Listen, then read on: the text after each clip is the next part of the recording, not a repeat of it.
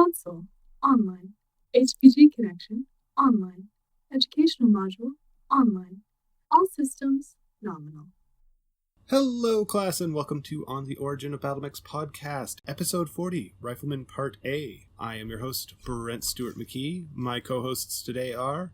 I'm Joshua. And I'm Chandler. And today we're talking about the Rifleman, a 60-tonner with two exceptions. The story of the Rifleman starts with Kalon, at the time a simple subcontractor for the Terran hegemony who wanted to be more. And so they set about retooling and recruiting. This was hampered by the open secret that all the current Terran hegemony suppliers blocked or inhibited them as much as possible, as who wants competition in a capitalist system. Their first attempt at a battlemech would be codenamed Falcon Blue, and was rejected. Not to be discouraged, they submitted their second design 4 years later in 2505, codenamed Falcon Grey, and this project would become the Rifleman. It was a medium-weight energy-based model that was provisionally accepted and authorized for small-scale private sales to, air quotes, security firms. It proved to shine in the fire support and garrison and defensive actions.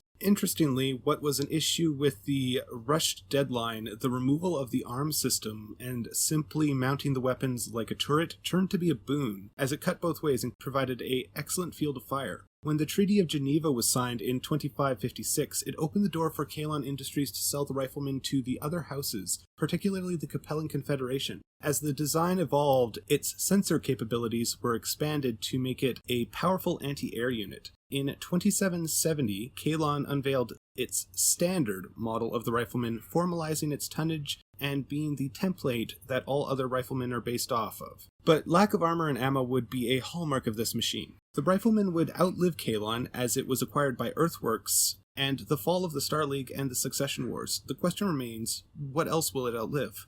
I mean, it's outlived quite a few mech designs. Mm-hmm.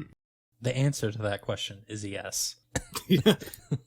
It'll at the very least outlive the Republic of the Sphere. It's interesting to note that this one-end primitive rifleman is a 50-tonner, as opposed to the 60-tonners of the standard line. Mm-hmm. So is the 2N, but we will cover that in more detail when we actually get to the actual When we get to the end? Yeah. That one's for you, I Gideon. see what you did there. And then when it was talking about the arms being mounted directly to the chassis in a turret-style configuration, cutting both ways, I believe that's a reference to the fact that in the game rules, when you do that, you only have what they call the shoulder and upper arm actuators. Your mech is allowed to flip its arms 180 degrees and treat its rear arc as if it were its front arc. So this guy not only has his full torso twist, but he can flip the arms 180 and get his full torso twist on the rear arc. The disadvantage is, I believe, canonically, you would have lower flexibility in the range of motion in that front arc. Like, you can't swing the arm as far to the side as you can with a properly actuated full arm. So that's why they're saying it's kind of a disadvantage, but at the same time, it's a big advantage because it can just flip over backwards. Exactly right. So the Rifleman has the design quirks of being a anti-aircraft targeting, improved communications, and searchlight, and it's also ubiquitous. And that anti-aircraft targeting is going to be something that it carries with it and will be known for throughout its entire career across almost every chassis, even the ones that may not have the quirk. Mm-hmm. And, with the game generally, at least from my perspective, what I've seen on the rule sets and the community as a whole, it seems like we're generally moving towards more of a combined arms. In general, like, there will always be a place for mech on mech, don't get me wrong, but having combined arms can be a lot of fun to play with, and having this as an anti-aircraft unit is going to be very powerful on the field. Yeah, and unfortunately for the Rifleman, I definitely think... Go ahead, Chandler. I definitely think that combined arms mentality has been reinforced a lot in the recent TROs, with the 3145 TROs having not only mechs but tanks and aerospace assets, which a lot of the earlier TROs were just, mechs. Like, you didn't see tanks, you didn't see, aerospace assets or VTOLs or anything. It was all mech, unless you got something very specifically that would have that kind of stuff. Yeah, they would often get their own dedicated TROs. That is one thing that kind of worries me about the recognition guides, is I'm not really seeing that combined arms aspect to them. There's that, but the recognition guides are very blatantly designed to give new variants to older designs that are part of the Kickstarter. Hence why every design we've seen so far has been part of the Kickstarter, except for the new ones. Because the rifle, all in all, a good thing. The Rifleman especially suffers if it's not in a combined arms role, because as Brent mentioned, it has a fairly thin skin, and its light armor is a perennial problem for it when going up against mechs. Same with its relatively light weaponry. Most riflemen are going to follow a double arm weapon, a large laser, medium laser, or maybe a large laser and an autocannon, depending on the variant. So they're not particularly heavily armed, and they have good standoff, but it's really at its best when it can be leveraging that anti-aircraft targeting ability and dealing with enemy flyers with its long range. Which is ironic, seeing the first two riflemen are not mechs. I would be like, oh yeah, I'd take that against as a anti-aircraft mech. I mean, despite them ending up there, they don't particularly shout that's what they want to do at the beginning, but they do whisper it ever so slightly. So now the 1N, when we look at its art, you can see it has the dish on the top. We've seen plenty of mechs with the antennas, which it has, but it also has that bar on top with the sensor dish, and that's the beginning. We're going to see some art later on where that dish is much, much larger. And then you've got large lasers, which a laser beam is something that it's fairly easy to track onto another unit, like a VTOL. It's not flak, but it's a lot easier to hit with the laser than it is a bullet. So the 1N has a movement profile of 4-6. It's got a large laser in the right arm, a medium laser in the right arm, a large laser in the left arm, and a medium laser in the left arm. It's got 12 single heat sinks, and yeah, it's 50 tons, so it's 10 tons lighter than all of its brothers aside from the 2N, and it is what it is. It's a prototype, it's neat, it's definitely a proof of concept that proved the investment and was worth looking at more, but it doesn't quite shine yet, It's also an easy bake oven. Yes. Yeah. It only has 12 heat sinks, and it can already generate 16 just by firing its two large lasers. 22 if you... Heaven forbid you alpha strike. And walk or run. Yeah. Anything. Do anything. Well, this guy was seen in 2504 first, and it's got a battle value of 931 and a point value of 22. So, the 2N, the other 50-ton rifleman, came out in 2556, and it has a movement profile of 4-6. It's got 16 heat sinks, but its weapon loadout is different. It's got a medium laser in both the right and the left torso, and it's got a medium laser in the right and left arm, but it swaps out those large lasers for PPCs. So the 4 extra heat sinks are useful, but they're quickly outclassed by all the other energy weapons. And it looks like this guy achieves all this extra weaponry by moving away from prototype equipment into standard equipment, such as primitive armor's now standard armor, that kind of thing. To be honest, this is a pretty solid mech, besides the heat issues. And I mean, at the point that it's introduced, I don't think double heat sinks are a thing, so that makes sense. So, assuming this was to stick around until people could install double heat sinks, it'd get some good use after that. Well, I'm pretty sure if it stuck around to when they had double heat sinks, it was in a museum somewhere. It was known as the Blackjack. True. I mean, that's actually, hold on, how many tons is 45. Blackjack? 45 or 50?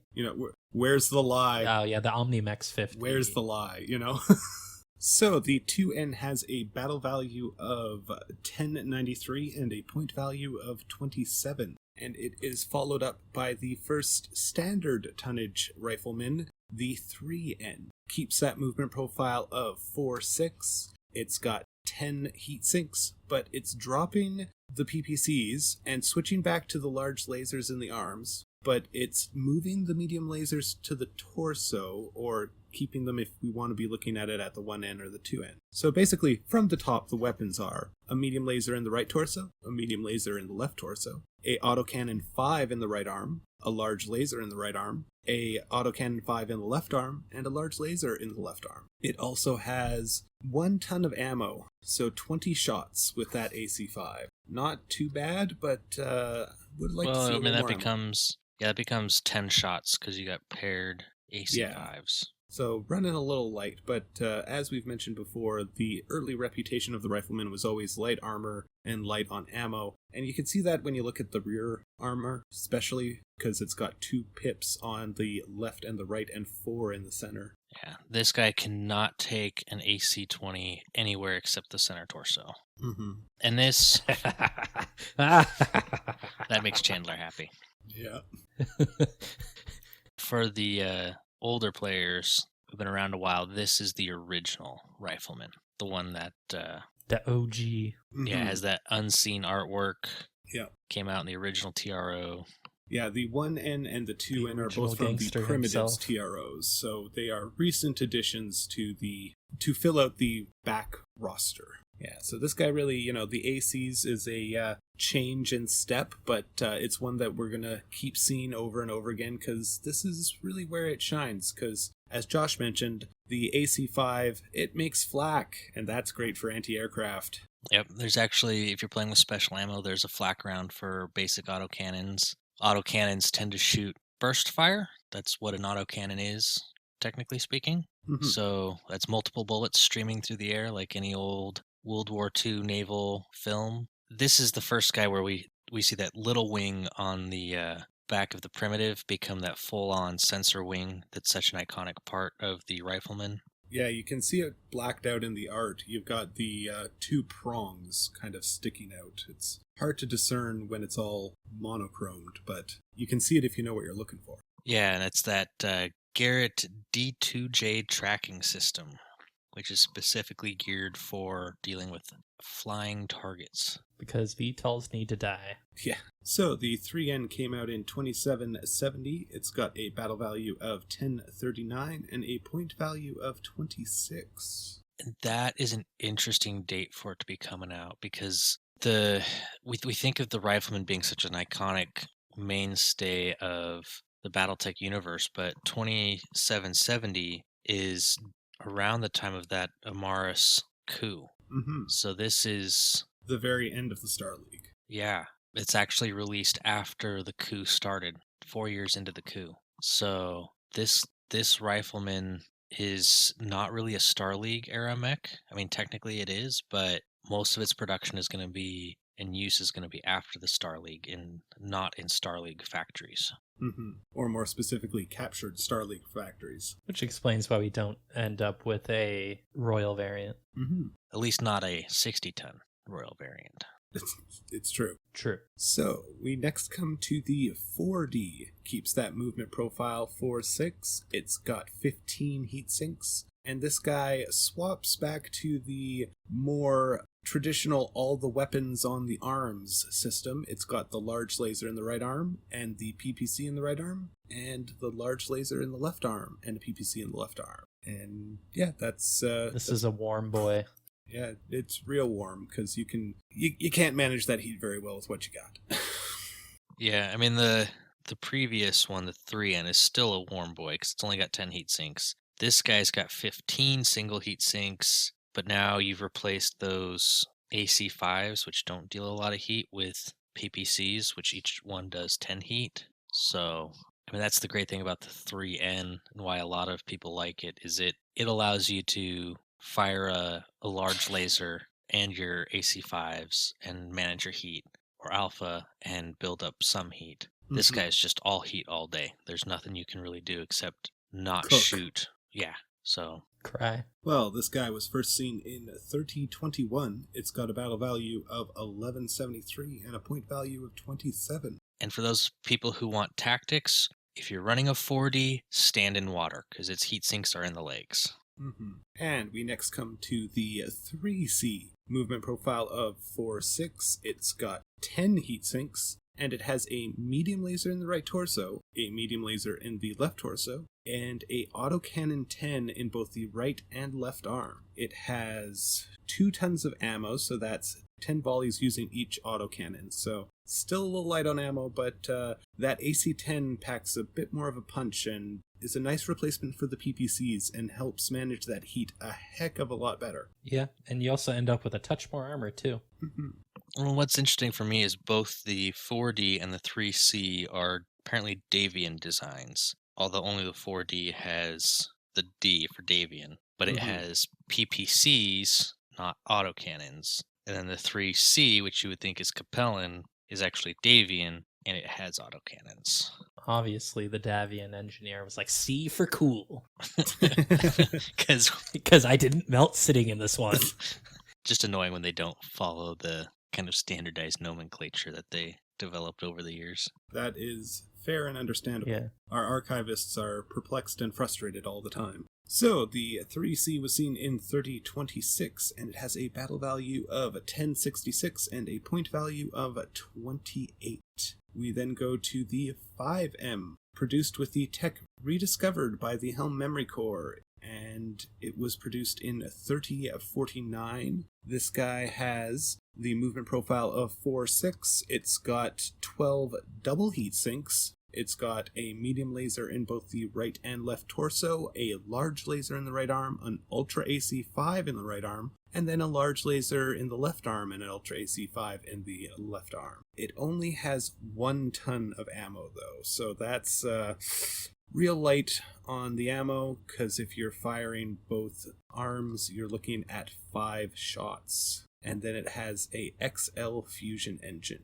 Well, this is one guy I do have bookmarked for my Alpha Strike list, because it's a decent fire support weapons profile. Those ultra autocannons also make it even more effective in a in-universe anti-aircraft role, although you do lose the option to fire flak, which is kind of sad. Yeah, instead of filling it with tiny shrapnel, you just fill it with bullet and hope it hits. Yes, lots of bullets going very fast. So this guy's got a battle value of 1227 and a point value of 31. And next on our list is the 5D, coming out in 3050. The 5D has the movement profile of 4.6. It's got 17 double heat sinks. It's got a weapons profile of 2 medium lasers in the center torso, an ER PPC in the right arm, a large laser in the right arm, a ER PPC in the left arm, and a large laser in the left arm. Also has the XL fusion engine, and so this guy handles the heat better, but still gonna get quite toasty if you have to push this to its limit. I mean, it can sink 34 heat, an Alpha Strike. Well, okay. If it fires its main weapons, the PPCs and the large lasers, that's 36, so you're 2 over. That's not bad at all. Mm-hmm. Gets a little toastier, goes 8 over if you Alpha Strike. Yeah. Much better than the previous designs we've seen, though, which would generate 10 over with just the main guns. Oh, absolutely. But you're still going to build up over time if you're not careful. If you fire both ERPPCs and both Oh, sorry, they're lasers, you go ERPPCs. 12 over. Yeah. Yeah. Never mind. Right. Yeah, no, you're not right. You were a toasty boy. Yeah. Still an easy bake oven. Yeah. I mean, at that point, you just bracket fire and only use the ERPPCs for long range work. And then once you get in close, you switch to the mediums and the larges. Yeah, it is manageable, but definitely can get toasty if you're not careful. So this guy's got a battle value of 1395 and a point value of 32. We then come to the Rifleman C, the clan version, of course, that swaps in clan weapons but keeps all the inner sphere tech. We have a movement profile of 4.6. We have 12 heat sinks. But what is interesting is in the record sheets with the new rec guide, you get 12, but in the old record sheets, you get 10. So not sure exactly how that lined up, but I'll take a little bump if I can take it, right? Yeah. It's got a weapon profile of a large pulse laser in the left arm, which is clan, a LB5 XAC clan in the left arm, and the same in the right arm. It's got 1 ton of ammo in the center torso. So, yeah, not a lot of ammo there, but this is a clan garrison unit, so they're not really thinking about long-term deployments. And this C is a much, much better anti-aircraft platform, given it's got the clan large pulse lasers, which have better range than an inner sphere large laser, and its pulse, which improves its ability to hit things. It's a accuracy bonus. Mm-hmm. And then it's got the LB5X, again clan, which can fire cluster ammunitions, which are deadly to vehicles, especially VTOLs or hovers. So this, if you don't mind getting toasty, this is the anti-aircraft boy right here. Okay, I see why there's a discrepancy. The original Rifleman C is 2 tons underweight. So the way they solved that with the new TRO in Recognition Guide 8 was adding 2 heat sinks. There it is. Which is a great use of that 2 tons. Not going to disagree on that. I mean, it's really 2 heat sinks or 2 tons of armor. One or the other. I mean, one of each is fine, too. I mean, if only they could have gone But with how hot if they only had switched to doubles. If they switched to doubles, this thing would be perfect. Brutal. Absolutely terrifying. Yeah, but as is, it's got a battle value of 1335 and a point value of 26. Then we come to the 6X, and this time we get to actually see the art. This is the non-blacked out art we've seen on other record sheets, and yeah, it's pretty spiffy. It's got the nice double barrels in the arms. You can now see the sensor dish on top of it. I like its feet. It's kind of almost got a claw or, turret sort of mounting aspect to it. It's kind of neat. This is some of the Project Phoenix rescene art, and I'm sorry, old school Battletech players, I love this new art, this rescene art. Mm-hmm. The sensor dish has changed from a little flat wing above it to these giant sensor pods that stick out over the front. The cockpit is this very, very visible kind of dome in the front. It's beefy, big guns. This Rifleman looks bad.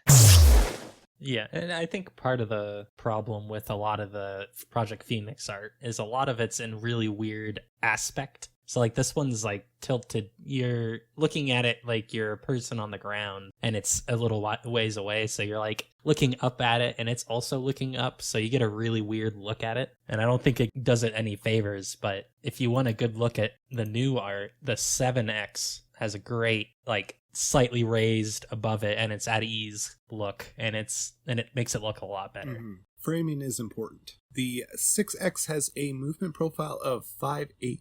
It's got 10 double heat sinks, and it's got a ER small laser in the right torso, an ER small laser in the left torso, a ER medium laser in the right arm, a LB10XAC in the right arm, and the same in the left arm. It also has 2 tons of regular ammo and 2 tons of cluster, one of each in the left torso and one of each in the right torso. This bad boy also has an XL engine and endo steel, and it has case to protect that ammo, so not gonna help with losing that mech to a explosion, but if you're running a campaign, it'll help with salvage. And it'll keep the pilot alive. That is also important. Yeah, and it also gains some armor. Yeah, it should also be noted that the ammo does not have to be 2 tons of each. You can mix and match between your cluster and standard however you want before the game. That is just the stock ammo that it comes with. I also have this one bookmarked for Alpha Strike, and sadly for Alpha Strike, this is the only one that's good in the anti-aircraft role, because this is the only one that gets any sort of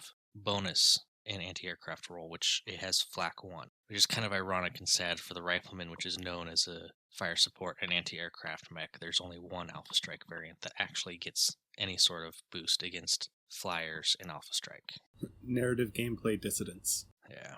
Well, this guy was seen in 3064, and it's got a battle value of 1464 and a point value of 35. We then come to the 8D. In the same year, it's got a movement profile of 464, so some jump jets, something we haven't seen on this guy before. It's got 11 double heat sinks, a ER medium laser in the right arm, and a rotary AC5 in the right arm, and it has the same in the left. It's got endo steel, and it's got 6 tons of ammo for those racks, so it'll be able to shoot for a while, but still, you're going to run dry if you are going full bore for a while. Yeah, and you also gain a little bit more armor as well, so you're almost to maximum armor capacity for a 60-ton mech. And this guy runs nice and cool. Mm-hmm. Tops out at 22 heat for an alpha strike, and it has 11 double heat sinks, so it'll only generate movement heat. But of course, if you're pushing both those rack 5s to shoot 6 rounds a turn, you're tempting fate with them to jam. Yes, pro tip for anybody running racks, there are basically 3 settings. There's single shot, there's firing it in 3-shot mode, and there's firing it in 5-shot mode. Don't ever shoot it in any other mode. Friends don't let friends shoot rotaries at 6 shots. Correct. This guy is amazing for Alpha Strike. He's got the highest damage potential of any Rifleman variant we've looked at yet, including the C. I have a mini for this one, and it's one of the few pewter minis that I actually love and will probably continue to run. It's such a cool meme. I also love his arms. The fact that the art reflects the AC5 there, you got the 6 barrels that look like they're going to start spinning around. It looks great. Yeah, the mini looks great too. So this guy's got a battle value of 1777 and a point value of 35. Then we come to the last Rifleman of this episode, the 7M. This guy was seen in 3066 and has a movement profile of 4-6. It's got a small laser in the head, a Guardian ECM in the center torso, a ER medium laser in the right torso, and an ER medium laser in the left torso. It's got 2 ER medium lasers in the right arm, and 1 light Gauss rifle in the right arm. Same in the left arm, and it's got 2 tons of ammo for those 2 Gauss rifles, so 16 shots if you're opening up with both of them. 32 shots total. It has 11 double heat sinks, and it also has an XL engine and endo steel. The only thing this guy needs is a C3 slave. That would be fantastic. Yeah, I would trade one of that small laser and a medium laser for a C3 slave and a half-ton of armor. Because you got those light Gauss rifles, you really just want to be sitting back and plinking with them.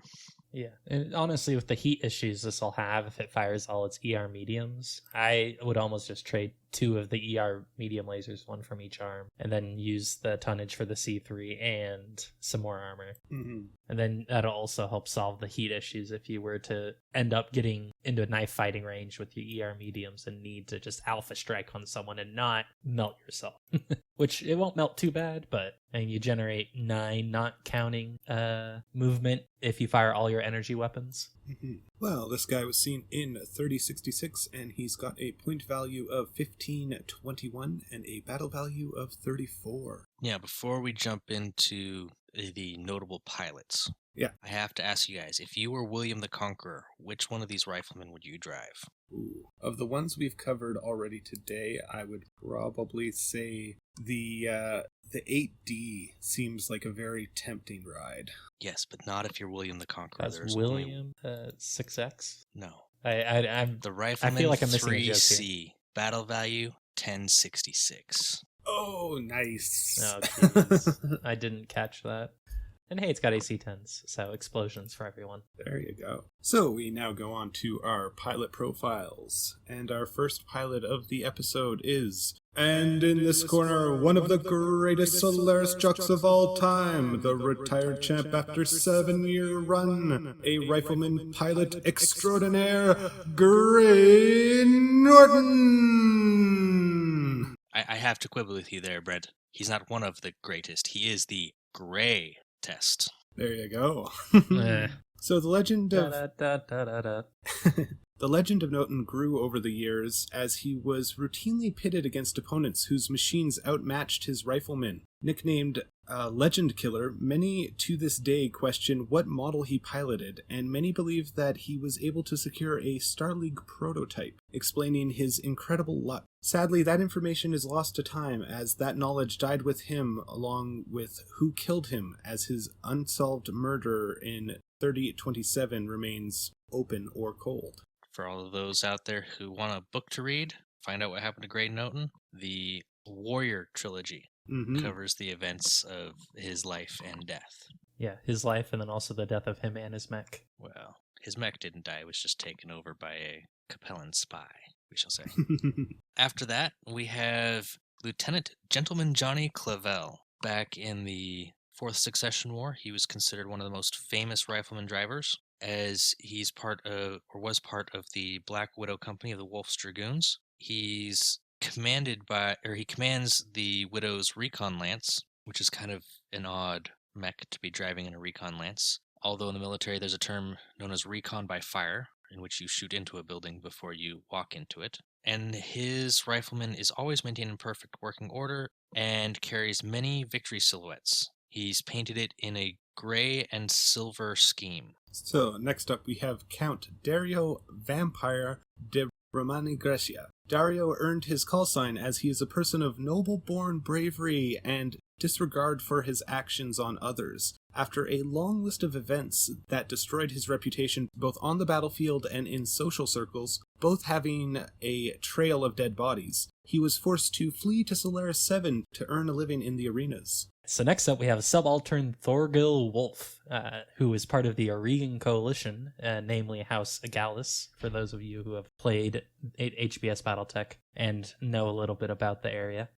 He defended lots of merchant convoys and ended up with a vicious hatred for pirates, and he eventually even lost an eye to Grim Sybil, the pirate queen herself. During the Restoration War, which happens during the events of HBS Battletech, he pledged himself and his riflemen to House Arano and survived the heavy street-to-street fighting between the Directorate Loyalists and the Restoration on Itram 3. Mm-hmm. Itram 3? Yeah, I think that's how you pronounce it. Loyalists on Itram 3.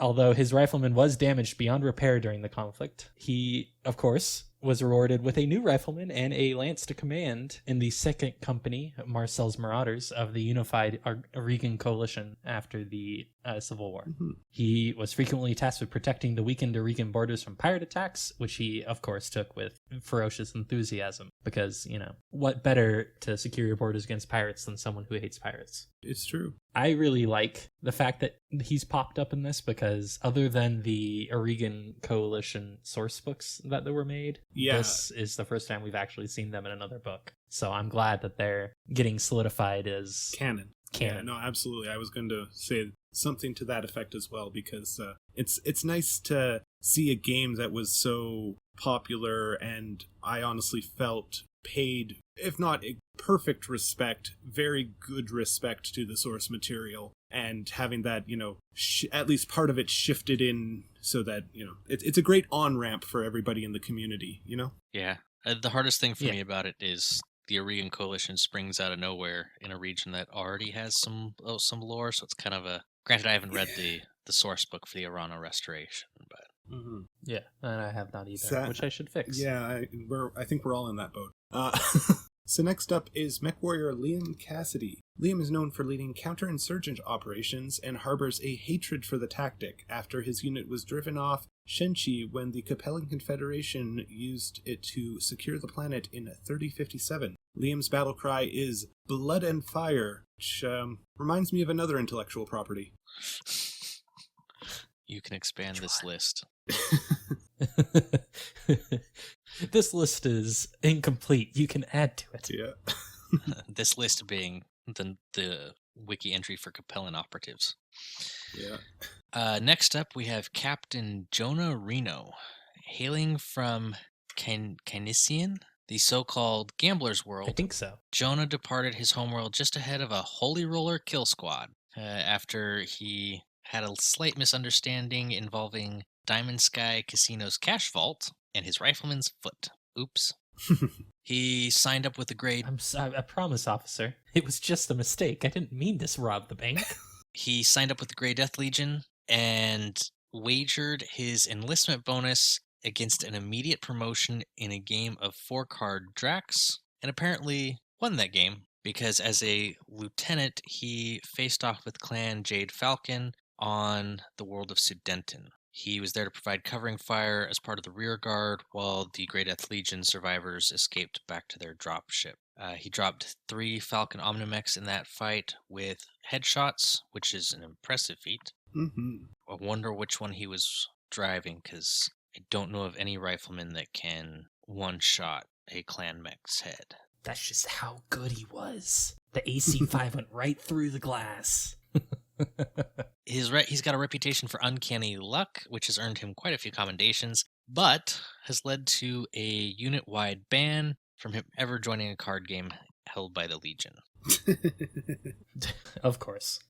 So next up, we have Senior Colonel James Vaughn, who is a seasoned veteran of the St. Ives Armored Cavalry. He took on the role of the St. Ives Military Command Senior Colonel after the 3029 secession and the eventual formation of the St. Ives Compact. He would end up leading Loyalist forces against Confederation uprisings personally in his Rifleman, and oversaw the reorganization of the St. Ives Cavalry into the St. Ives Military Command, and would work with AFFC advisors to pattern their new military after the Davian model. Constant border raids with the Capella Confederation kept him busy, but he always maintained a positive attitude, joking that everyone brings joy to the situation, some when they arrive, most when they leave. When I read that, I thought it was funny, but then I thought about it and I was like, well, he's not wrong. And when he retired in 3054, he handed off a unified, modern, and well-equipped fighting force to his successor, Caroline Singh. So good on you, James Vaughn. Way to do it. Yeah, mission accomplished, sir. Enjoy your downtime. What happened, Caroline? What happened? Death Sweet Commandos happened. Caroline. Ba, ba, ba. So, for our data dive today, we are going to take a break from the Terran hegemony, and we're going to hop on over to the Lyran Commonwealth, because they haven't gotten any love lately, and we felt that the Commonwealth fans needed some love. So, today we are going to cover the formation of the Lyran Commonwealth, and content warning suicide. You have to question the sanity of anyone who claims that history is filled with honor and moral deeds. Either the man is a lunatic or is too stupid to understand what historians have throughout the ages been trying to say. From Shards of the Mirror, History of the Future Reflections by Thelos Auburn, Commonwealth Historical Press, 3023. The Lyran Commonwealth began as 3 different constituent parts that formed when the Terran Alliance retracted its borders to 30 light-years around Terra. As it was everywhere in the Inner Sphere, many now abandoned planets banded together in order to survive, some due to shipping empires, some for mutual defense, and some for economic and agricultural needs. The 3 today we are talking about are the Federation of Sky, the Protectorate of Donegal, and the Tamar Compact. Ian McQuestion left Terra and set out to the planet Sky, having been told that the planet resembled his beloved homeland of Scotland. Ian was the son of a merchant ship company owner, and quickly showed his fabled skills at business on his new homeworld of Sky by acquiring the planet's 3 large shipping companies, and would continue to consolidate more companies into the corporation over the years to form the Sky Traders in 2296. That's traders, not traitors, right? Yes, like merchant traders. Okay. Tweezin. In 2282, Ian was elected to the position of President of Sky, a position he had no ambitions for, but had no objections to, and in using his position to enrich himself and his company. But being a smart businessman, he understood the wisdom of being open-handed to all. The Sky Traders would come to service a large area around Sky. In 2299, Ian took his next step now that he had secured his power basis. He announced that he would form a Federation of Planets, the Federation of Sky. Members would be provided military protection and have a unified destiny. In 2301, an advisor to Ian, Seth Marsden, broke away and emigrated to the planet of Donegal. There he showed what he had learned from Ian and effectively followed Ian's rise, and within 12 years he had created his own shipping company and amassed a power base strong enough to announce the formation of the Protectorate of Donegal. The Tamar family likewise grew in strength in 2235 and formed the Tamar Compact. But the reason behind the compact was mostly due to the need of protection of the agricultural breadbasket that were constantly under threats from bandits in the area. The initial planets of the compact were Nox, Skulk II, and Fatima. When the alliance fell and the hegemony rose, this in many ways was a boon for the 3 parts of the soon-to-form Commonwealth. For McKenna's expansionist stance drove many planets into their arms for the Compact and the Protectorate, and they used the momentum to continue to grow into unclaimed space. The Federation of Sky, however, had limited space to expand into, as you will know by looking at a map, that they are boxed in on each side. And so, after expanding as much as they could, while still being a good neighbor, they shifted to a inward stance and began to industrialize to great effect. When the dominoes began to fall of the smaller unions combining into larger ones, with the first of the Free World League in 2271, and then the Federated Suns in 2317 with the Cruis Pact, and then the Draconis Combine in 2319, the Federation, Protectorate, and Compact shifted these talks of idle musings to actionable discourse in 2339. A union between the three would be beneficial as each had something the others lacked. The talk progressed quickly with the exception of the subject of politics and governance structure, as each of the three were ruled by individuals who were first and foremost businessmen of commerce. And so the talks ground to a halt, not due to any debate or contention of ideas, but simply a lack of them. They agreed on the name the Lyran Commonwealth, as it signaled that the union of the three realms' prosperity. Eventually, they settled on a system modeled after the ancient Greek city-states with 9 archons. This system would be chosen as the best bad idea they could come up with. Who the 9 would be established in 2346, the leader of each member state and their deputy, each being given a seat, the remaining going to appointees to serve elected Treasury, Transportation Secretary, and Commander of the Commonwealth Defense Force. Once they agreed on the positions, it was next to impossible to get them to agree on a candidate, let alone agree amongst themselves who would serve as